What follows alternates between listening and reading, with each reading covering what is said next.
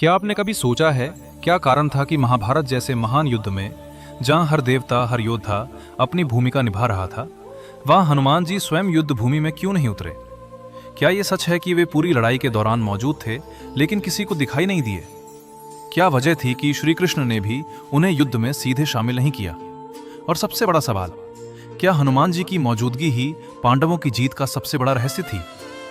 महाभारत केवल एक युद्ध नहीं था, ये धर्म और अधर्म, नीति और रणनीति, शक्ति और बुद्धि का महासंग्राम था। लेकिन इस युद्ध में एक ऐसा अदृश्य योद्धा था जिसने बिना हथियार उठाए, बिना किसी को मारे पूरी युद्ध की दिशा बदल दी। आज हम जानेंगे हनुमान जी ने महाभारत युद्ध में क्या भूमिका निभाई, एक ऐसा रहस्य जो रामायण और महाभारत को एक ही सूत्र में जोड़ देता है। लेकिन इस रहस्य को समझने के लिए हमें थोड़ा पीछे जाना होगा, उस समय की ओर जब पांडव वनवास में थे। वन के गहरे सन्नाटे में एक दिन भीम अकेले घूम रहे थे। भीम जो अपनी अपार शक्ति के लिए प्रसिद्ध थे, जिन्हें किसी से डर नहीं लगता था, जो स्वयं को दुनिया का सबसे शक्तिशाली योद्धा मानते थे। लेकिन उस दिन कुछ ऐसा हुआ जिसने उनके पूरे जीवन का दृष्टिकोण बदल दिया।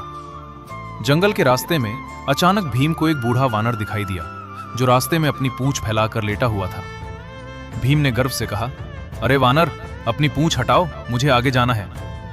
वानर ने धीरे से उत्तर दिया, मैं बूढ़ा हूं, मुझसे उठ नहीं सकता। अगर तुम्हें जल्दी है तो तुम खुद ही पूंछ हटा दो। भीम को यह बात अपमान जैसी लगी। उन्होंने सोचा, एक साधारण वानर की पूंछ हटाना मेरे लिए कौन सी बड़ी बात है।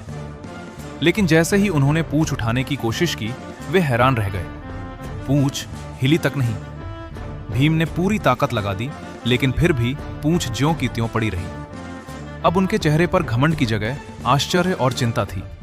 उन्होंने सोचा, ये कोई साधारण वानर नहीं हो सकता। तब भीम ने विनम्र होकर पूछा, आप कौन हैं? तभी वह वानर मुस्कुराया और अपना विराट रूप धारण किया। वो कोई और नहीं बल्कि स्वयं हनुमान जी थे। भीम स्तब्ध रह गए। उन्होंने तुरंत झुककर प्रणाम किया। अब यहां एक बहुत बड़ा रहस्य सामने आता है।